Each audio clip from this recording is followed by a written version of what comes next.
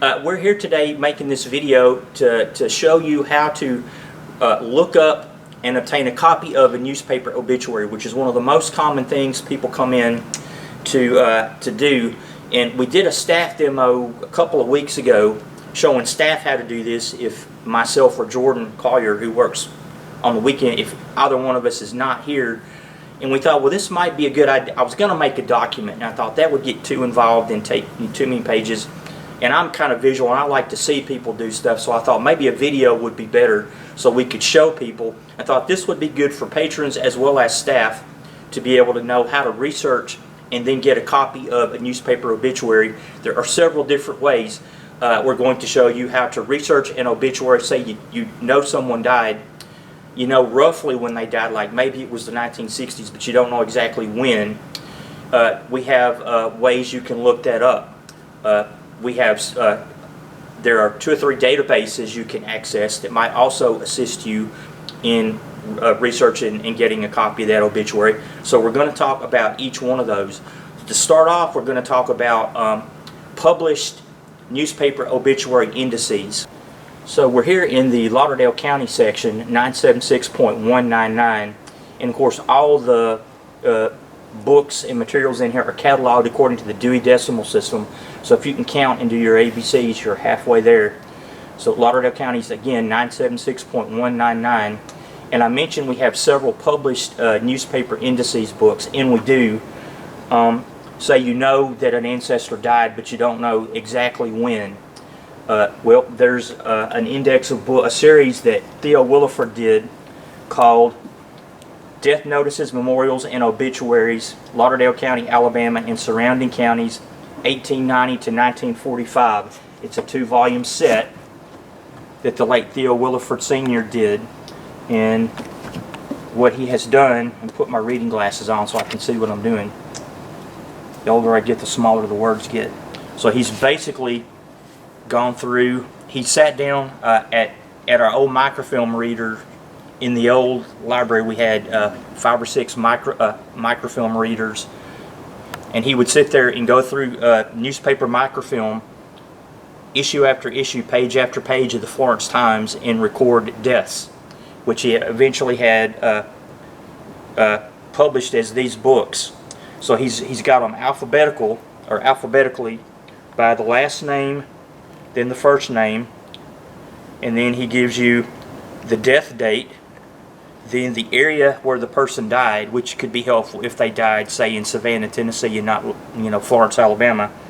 Then he gives you the publication date of the newspaper. This is the one you really need to have to be able to actually get a copy of the death off the microfilm, or in the case of the Florence Herald indexes, off of newspapers.com. And I was going to say something else about that. Oh yeah.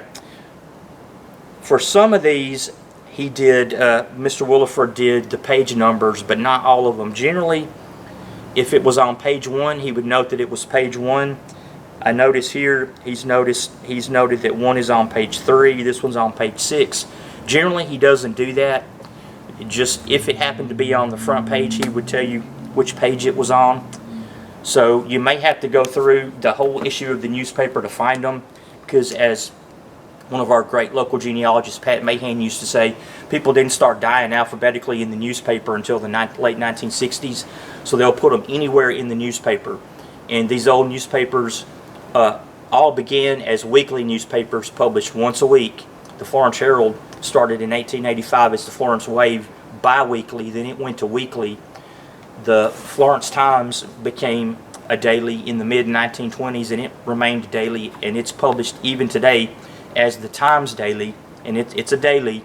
But the Herald and all these other papers were weekly, so once a week, and they'll put obituaries anywhere. They've got column space in some cases in the local news notes, on page 1, on page 3. That tends to be one of the pages they favored for the local news after the Civil War, or even before, but they could put them anywhere.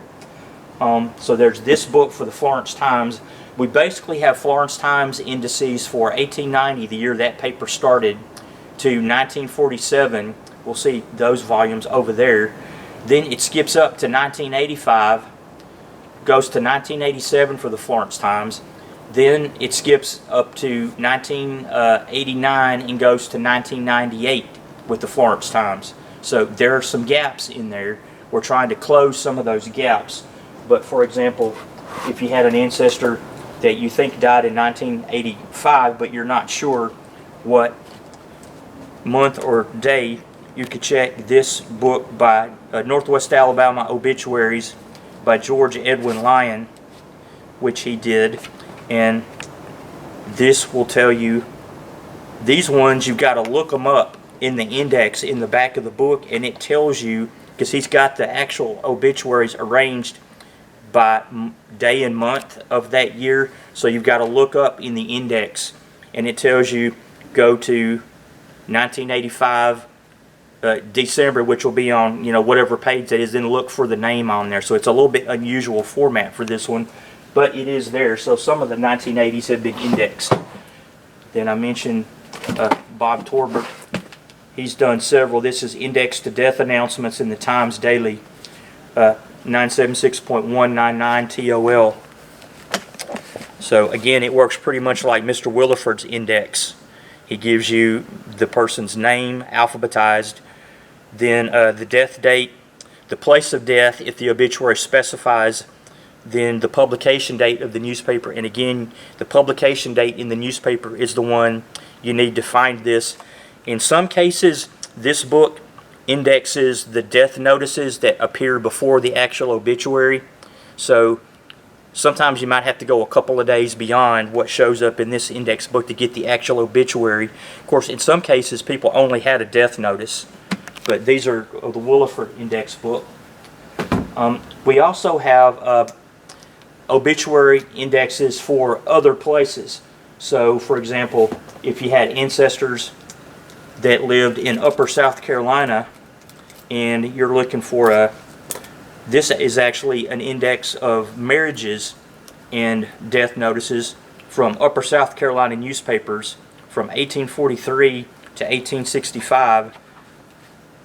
This will actually be a brief abstraction of the relevant data. Of course, it's indexed in the back. To get the actual newspaper copy, assuming they still exist anymore, you'd have to find that newspaper either online or on microfilm and get a copy. But until you can obtain, a copy of the original, this can really help you out. This is by Brent Holcomb. This is from South Carolina 975.7 HOL, and he did a series of books from South Carolina that cover this early period. He did newspapers, he did tax lists, he did a lot of good stuff. But this happens to be one of his newspaper obituary and marriage index books. And there's the late Jill K. Garrett's obituaries from Tennessee newspapers, and a lot of Lauderdale County folks, Colbert County folks, maybe Franklin County may be picked up in this book. Again, it's indexed. It's got a complete name index. Tells you which page the obituary appears on. Then to get a copy of the original, you'd go to the microfilm or the newspaper website to get a copy of the obituary. But this is Tennessee newspapers like Wayne County, Lawrence County, Columbia, Tennessee, Nashville, Tennessee, maybe some Knoxville. It tends to be lower middle Tennessee, but there may be some from other places.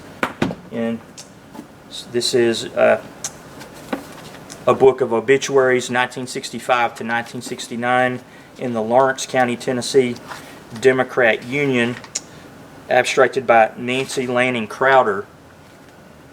So this stays in Lawrence County right over there, 976.842. And she has actually typed out or abstracted the complete obituary for everybody in this book, which is really helpful if you can't get a copy of the original newspaper, and in some cases they may not exist anymore. This is the next best thing. Of course, you always want to get a copy of the original document if at all possible, but this, again, it's indexed in the back. So all you got to do is look somebody up in here. There are several years of this obituary series. It goes, I want to say, from the 1930s all the way up through the 1980s. So these are also available. And then, you know, we have some newspaper obituary books from index books from other places in Alabama. We've got a couple or three more from places in Tennessee, North Carolina, Georgia, and then so those should help you a lot. We've also got some old cemetery abstract books. This is the late Jill K. Garrett's Some Lauderdale County, Alabama Cemetery Records, which was published, I think, in the late 1960s, but has cemetery inventories going back to the 1940s. She didn't do every cemetery in Lauderdale County. She just did some of the main ones that she was familiar with or others were familiar with. Of course, it's indexed too. It's arranged by cemetery, but there's a name index in the back. This can be helpful if you don't know somebody's death date, but you do have a pretty good idea of where they're buried, and they've got a headstone. You can look for the dates off the headstone inscription and use one of these type books to find out where, you know, what the actual death date was to get a copy. And Cemeteries of East Lauderdale County, done by the Rogersville Public Library, works pretty much the same way. It's 976.199 CEM. And we'll go up to the front and look at some of our newspaper obituary indexes and binders, because we've got several that don't have, they're not cataloged with call numbers, but we keep them in plastic binders at the front. Well, I mentioned that we have more newspaper obituary indices that we keep in binders, and we keep these on the top of the front shelf up here. As you can see, they don't have call numbers, and they don't all have spine labels. We're working on that so you can more easily identify them. These were done pretty much by volunteers, and I mentioned the continuation of Theo Williford's Florence Times indices. It continues through 1946 in this index done by Bob Torbert, and then 1947. So again, it works just like the indexes that Mr. Williford put together, but these stay up here on the front shelf. These should roughly be in chronological order. So the late Billy Sledge did indices to obituaries in the Florence Herald. This is before we got a newspapers.com subscription. So at this point, when he did these indices about 15 years ago, this really was the easiest, quickest way to find those and then get them off microfilm. And I should mention that, I'll say this again when we get over to newspapers.com, but they don't have every single year of the Florence Herald online. It only goes from 1889 to 1975, and they're missing, or excuse me, on newspapers.com, they have June 1889 to 1964. The paper shut down as the Florence Herald. Well, actually it merged with another paper, but it goes through 1975. But on newspapers.com, they only have it through 1964. So Billy Sledge started with 1975 and worked backwards, indexing this weekly newspaper, the Florence Herald. And just like Mr. Williford, it's got a lot of the same information, the person's name. Billy listed their age at death. He listed the place of death if the obituary mentioned it. Then he listed the issue of the newspaper the death appeared on, and Billy did the actual page numbers for everybody. So it's got the page number in that issue of the paper where they died. So this is his obituaries, death notices, obituaries, deaths, and administrative notices from the Florence Herald from 1933 to 1934. So this is the first volume, and it goes all the way up through the final volume, which has 1955 to 1974. I think that's the right side of that. There we go. So he's got them broken down into years, and then alphabetically after that. And then once you look up a name in here and a death date, then you'll either go to newspapers.com or the microfilm to get a copy. He did some other stuff, like he's got this book indexed to 1010 obituaries from the Florence Times and other local papers, October 5th, 1855 to January 6, 2012. Just kind of like a hodgepodge of names that he researched, that he recorded. So you never know, you may find the ancestor you're looking for in here. And then he did obituaries from the Colbert County Reporter, which is a weekly newspaper from Tuscumbia that still publishes. We've got them on microfilm from 1911 to 1969. He decided to index in 1969. I don't know why he didn't do any other years, but I'm glad to have that. He did the Waterloo Tribune. Waterloo had a newspaper for about not quite a year. He in 1897, so Billy Sledge indexed the obituaries from February 1897 to October 1897. There's like 10 or 15 issues of this weekly paper on the roll of microfilm. So if you had an ancestor from Waterloo, which one correspondent to the Florence Times recorded as, quote, our western metropolis in 1897, and even then it was just a wide spot in the road. But if you had an ancestor that lived in Waterloo, you may want to look at this paper if they happen to die at any time in 1897 between those dates. And he did the Sheffield Standard and some other ones that stay up here. Some of the other cemetery records are here. These tend to be some of the newer ones that volunteers have done. Lauderdale, for example, had about 430 odd cemeteries. About half of those have been inventoried in some fashion and are on Patricia Hartley's Lauderdale County, Alabama Gen website. There are also hard copies for several of those cemeteries that are in these binders. So if you don't know a death date, maybe you can look it up in the cemetery record. So there's, you know, Oakwood and Sheffield, a couple for Oakwood and Tuscumbia, Pearsall. So we've got some Colbert County and some Lauderdale County up here. And in the next segment, we will show you how to look up an obituary online through one of the databases. Okay, now I'm going to show you how to access an obituary online. There are 3 sites I want to just briefly touch on. The first one is newspapers.com, which the library has it's a subscription service that's pretty good. You can buy one if you like at home, but if you rather use the one at the library, we have a subscription service. One of the library staff will have to log patrons on to this. Some of our databases, like Heritage Quest and Newsbank, you can access at home through the library website with your library card. But this website, newspapers.com, you've got to be in the library, and one of us will have to log you on to it. But they're a database that has national newspapers from the 1700s all the way up through maybe the early 2000s, or at least, you know, mid-late 1990s. So they actually have several local titles on their database, which is cool. So after we've logged on, this is the home page.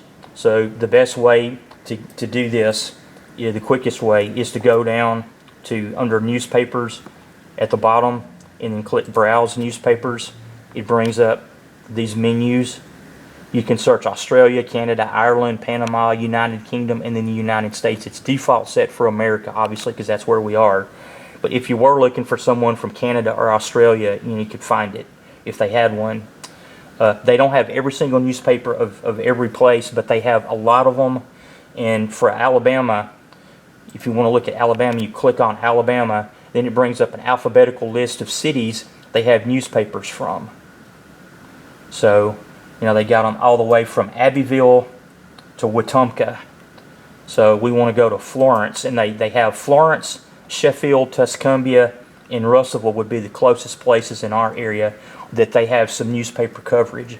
So I don't know if you can see the titles that they have here: Florence Gazette, Florence Times Journal, Florence Weekly Gazette, which is the Florence Gazette basically, the Lauderdale News, Florence Gazette. So they have the Florence Gazette stopped and started under different editors several different times in the 19th century, so that's why it shows up different times in different groupings in the Florence Herald and the Florence Tribune. So if we wanted to look for, say, an obituary in the Florence Herald, if you know the day, month, and the year, you can go right to that newspaper and find it. If you don't know the day, month, and year, or can't remember, then you can just do a generic search. So I know that my second great-grandfather, well, he's not on there. Well, let's see if I can find my great-great-grandfather, because 1913 is not on here. So let's see if we can find my great-great-grandfather, William Joseph Freeman. So I'm typing his name in the search box, and if he's there under Will Freeman, it ought to bring it. Yep. So here it is, Florence Herald, Thursday, October 6, 1910, and it highlights it in yellow. And you can see this obituary is in the local news column. But here it is. Will Freeman died at his home near Bertram's Mill Tuesday. That's the Cloverdale, Central Heights area, which is accurate. He was raised in Florence, and his father lives here. And it, you know, so if we want to get this, you can print and save it. You can save it on a flash drive. You can save it to the desktop and email it to yourself. So if you wanted to email it home to yourself, you just click share. Then you can do clip and share. Cancel that. This is the clip feature if you want to clip it. But if you wanted to print one, then you just tell it whether you want to print the entire page, which would be kind of small, or just the portion that you want to actually copy. So in this case, I just want to zero in on this obituary, which I already have, so I'm not actually going to print this out. But if I didn't, then if you want to save it and email it to yourself, you just click save, and it'll save it to the desktop, and you can then do whatever you need to with it. If you want to print it, then you hit print, and it'll send it to, you know, you tell it you want to go to Genealogy printer, and it'll send it to your print box. So if you have to have money on your library card account before it will print. So just in the next desk at the reference desk, just put money down on your library card account. It's 20 cents a sheet to print, and then after you locate the obituary, you just hit print, and it comes right out at the printer over there. So I'm going to hide the list because I don't need to make a copy of that. But this has an every name index, so if it's there, sometimes you've got to get precisely the right keyword that the computer will recognize. But you can search by date, you can search by name. I wish they would index it, or you could search by cemetery, but that's a totally different thing. So that's newspapers.com, which we have a subscription to. Show some of the, so if we wanted to see, like, they don't have as many Sheffield papers, for example. Let me go back to Alabama to get to Sheffield. They don't have as many Sheffield papers yet as they do for Lauderdale County. So they've only got the Sheffield Daily Enterprise, the Sheffield Weekly Enterprise, basically the same paper, just one version came out once a week and the other one came out daily in the Sheffield Reaper. If you click on it, it will show you the years they've got. And if you click on, say, 1895, it tells you which months they've got. Then if you further click on, say, January 1895, it breaks it down to individual issues. So you may want to search it that way. And I always caution people to check the actual newspaper date and title on the masthead, because sometimes, for example, they have all of these papers listed under Florence Times Journal,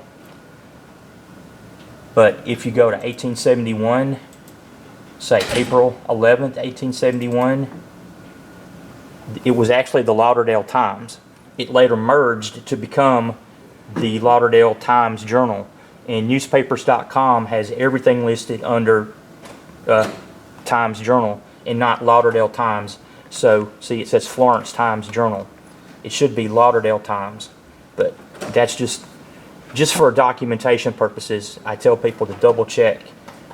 This is handy, but it's not always completely accurate, because they don't take into account that some newspapers merged with other newspapers, changed their names, so they may start out as one paper, then by the end of the run they're a different paper. So you just always want to double check that. So if we were looking at, for example, Russellville, we've got the Franklin Citizen Times, the Franklin County Record, the Franklin County Times. Again, click on it. It just tells you which year and then which month. So you can see they've only got 3 months of 1953 on there.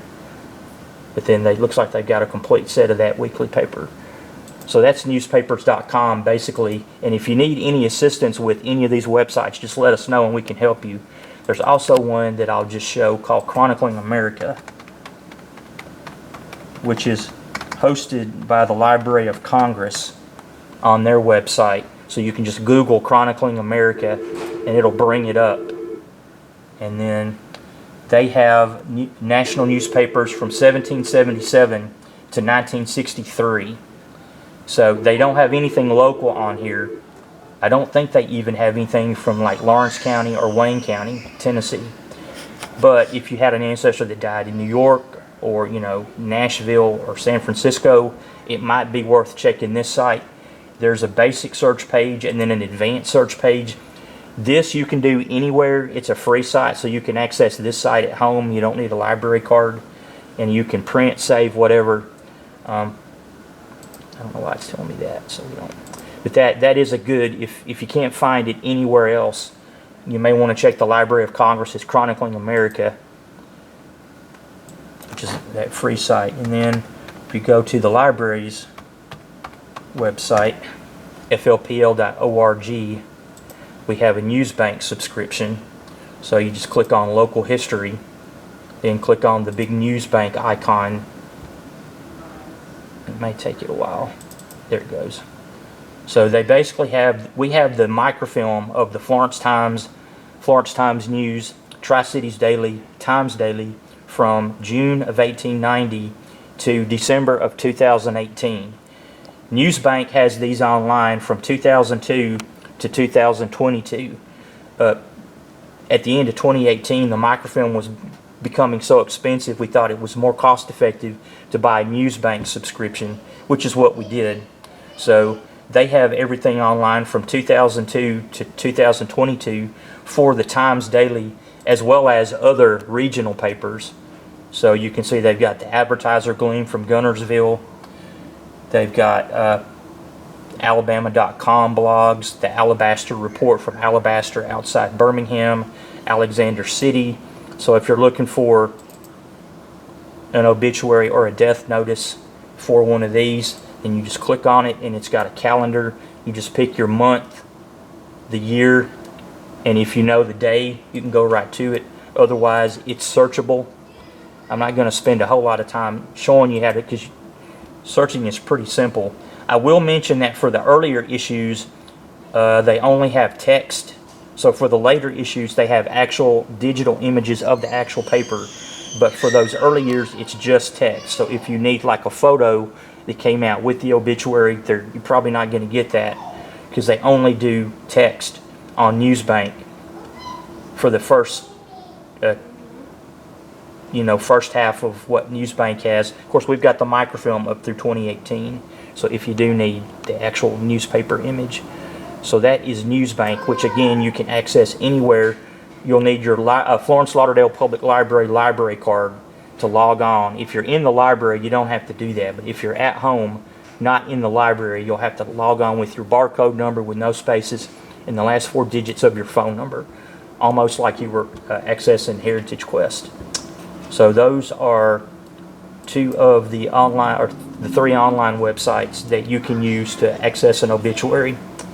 The final thing we'll do is actually look up an obituary and find it on microfilm, and we'll show you how to get a printout off the microfilm. So if we wanted to look up an obituary off of microfilm, it may sound difficult, but I mean, hopefully, as we've seen from some of the other stuff in this little video, it's really not that difficult if you know a couple of things. So as we mentioned, we have obituary indices for several years worth.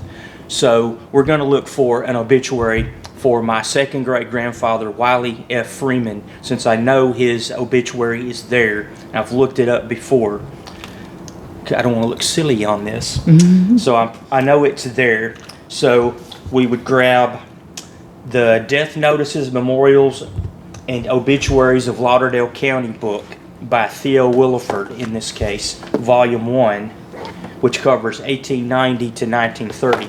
And since it's alphabetized, all we've got to do is scroll up to Freeman, and then we go to Wiley Freeman. I don't know if you can see that or not, where my thumb is. So it'll have the death date and then the publication date. So the publication date, if you remember, that's the one we need. So the publication date, the death date was October 10th at Sharp's Mill, which is exactly right. And then, oh, I'm sorry, I'm looking at underneath him, WJ, sorry, 19th March 1913. I knew something didn't sound right. And then the publication date was 21st March 1913. So what we're going to do is get the microfilm of the Florence Times for March of 1913 and go to 21st March. Okay, so these two cabinets, this one and this one, are where we keep our newspaper microfilm. This particular paper, the Florence Times News, Tri-Cities Daily, Times Daily, is not on newspapers.com yet.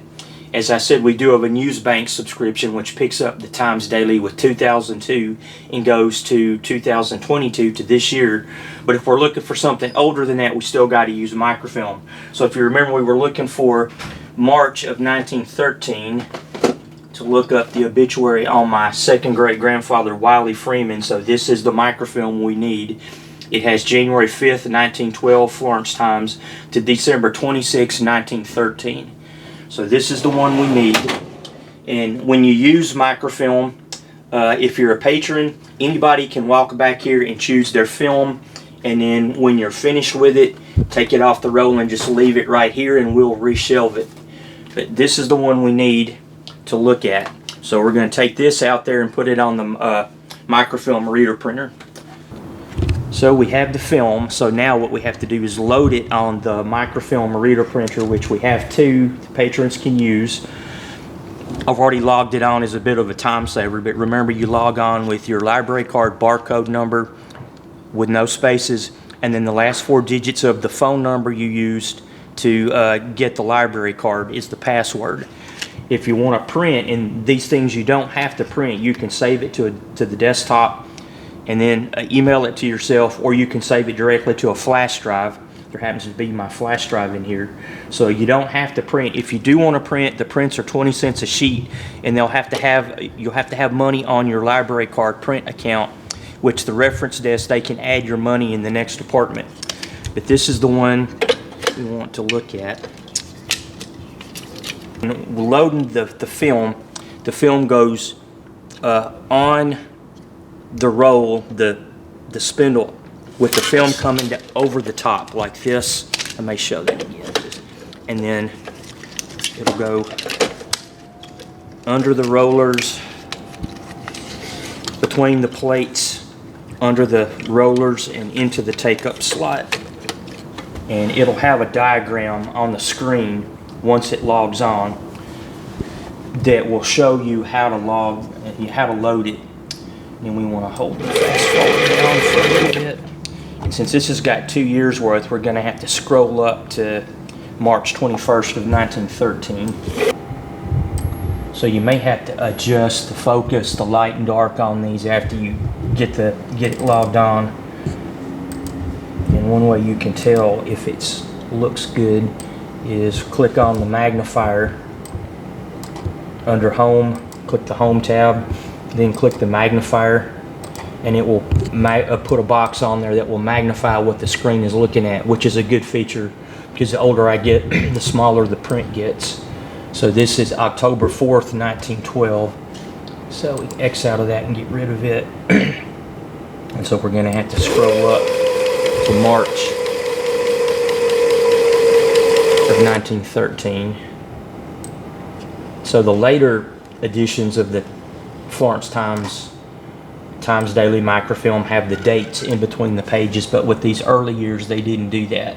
So you've got to check with the masthead on each issue. So this looks like March 14th. So the one we're looking for should be the next day, and these are again weekly papers.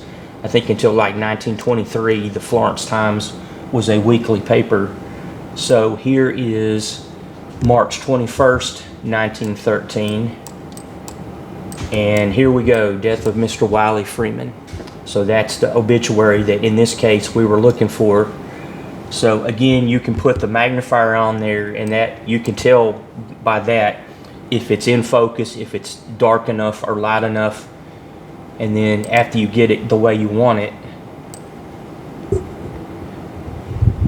you just have to crop it with your green margins. Just pull them in like that, and it will enlarge it when it prints it out. And then we want to go to, on the tabs down here, go to Output, Printer number 1, and then click Print, and it will print the highlighted print job. And it will send it to the printer. I'm not going to do that because the way they've got it set up for staff, we can't send stuff through. But that's how we would get a print of that. And again, you can save it to a flash drive, which if you wanted to save it to a flash drive, I'm going to click Delete and then Hide List. If we wanted to save it to a flash drive, then you could just click Scan to drive number 2 over here on the right, and then open the window to wherever you wanted to save it to. So we wanted to save it to the flash drive, and it will automatically save them as PDF files unless you tell it to do JPEG, and we don't need that. So you could tell it, for example, to save it to the public desktop, and you could call it something, save it to the desktop, and you could, you know,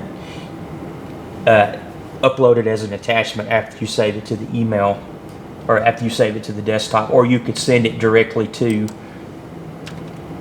the your flash drive by doing that. So, and if we are done with this, excuse me, then all we've got to do to rewind it is pull it forward till the plates come up, and then push this button here, and the machine will rewind it and do all the work. But in case you do forget how to load and thread it, it has this handy little diagram.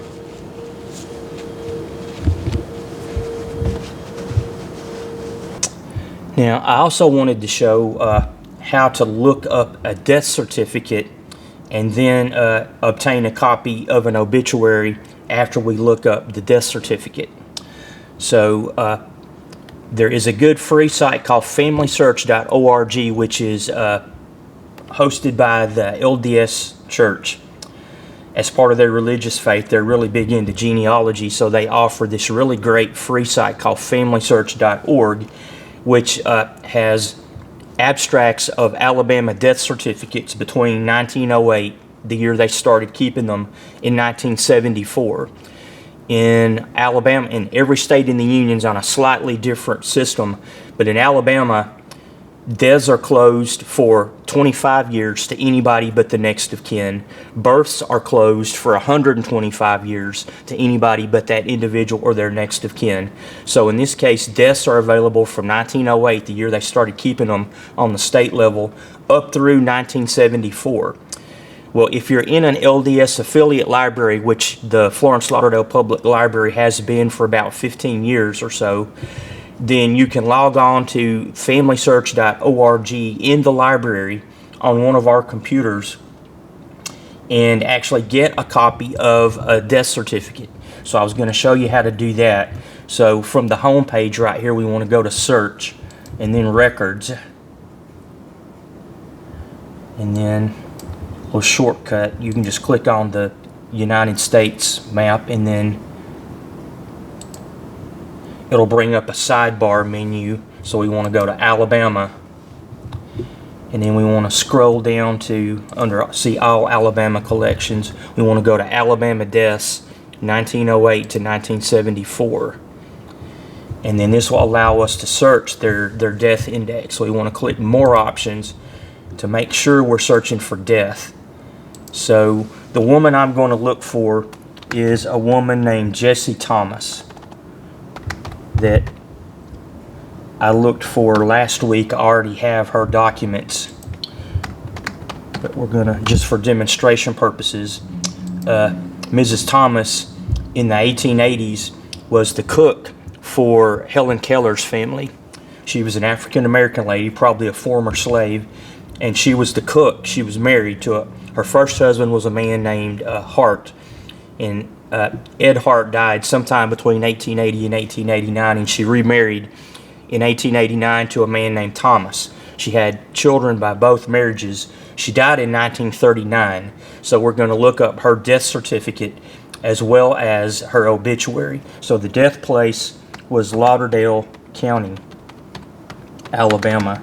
So we want to type in Lauderdale County, Alabama in the death place box. And then, since in this case I know it was 1939, if we didn't, you could search it if you weren't sure what the year was, but I'm pretty sure this is 1939 in Lauderdale County. So then we click search, and so this is it.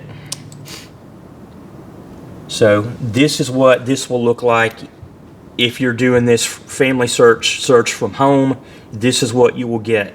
If you're actually in the library, as I said, and where they've got it summarized right here, this is what you'll get at home. They index and summarize the most pertinent information, and so they've got it. Her spouse's name is Silas Thomas. It should have been Cyrus, but they're close. So this is all you could get if you were just at home or using this in a non-LDS affiliate library. But since we are in an LDS affiliate library, we can click View Record.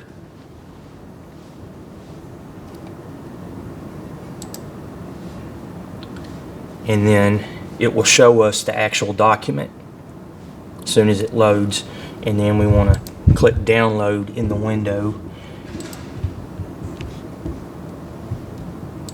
And this is Jesse Thomas's death certificate, which says that the physician attended her from January 6, 1939 to January 20th, 1939. The date of death was January 23rd, 1939. So if we didn't have a copy of this, we could download and save this. I already have one, so we don't need to do that, but we could, if we wanted to, we could crop it and save it, or it will print out as an enlargement. It will enlarge when it prints, so we could save that to the desktop or print it directly to send it directly to the printer if we wanted to.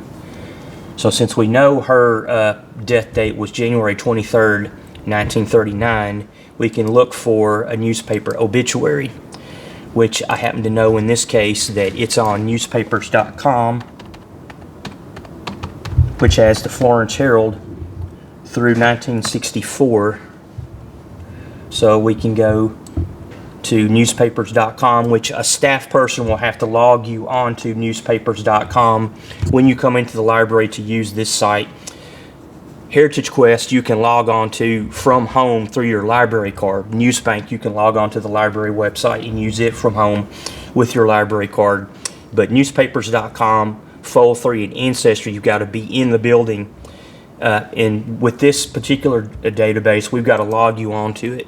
So I'm going to go to, and this is already logged on, so I'm going to go to newspaper, browse newspapers, then Alabama, scroll down to Florence, and then this is the menu of local titles that they have for Lauderdale County.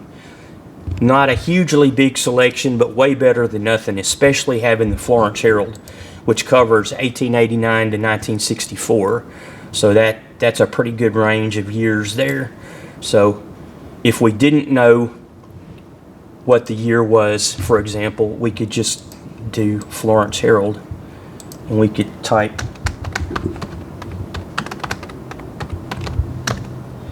in the search bar,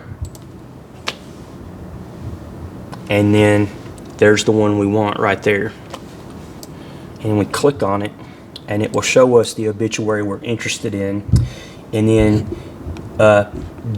you got several different options with this. You can save it to the desktop, you can print it out immediately, you can email it to yourself. If you do want to print it, all you have to do is click the print or save tab, and then whether you want to do the entire page, which when it prints out will be rather small, so you probably want to select a portion. So, and you just crop it. And then you have the option to save it, and then you can edit it further if necessary, like lighten, darken, whatever, or you could print it directly to you can send it directly to the printer, and it will it'll have the name and date of the newspaper on there, which is important. Always document and all that sort of stuff. So if we wanted to save it and then open it back up in the Windows viewer, and then if you wanted to crop this a little bit further if it was too light or too dark. But this is the obituary. But that is how you would look up a newspaper obituary from a death certificate, using familysearch.org and the Florence Herald online through newspapers.com. Very simple. After you've done this a couple of times, it's like riding a bike. I'm generally here 5 days a week to answer any questions. Jordan Collier's here on the weekends. He's very good as well. And then the reference staff in the reference department behind us is up on how to do this. So if you need any help, there should be enough staff people that we can get you taken care of. So thanks for watching this video. Hopefully this is instructive.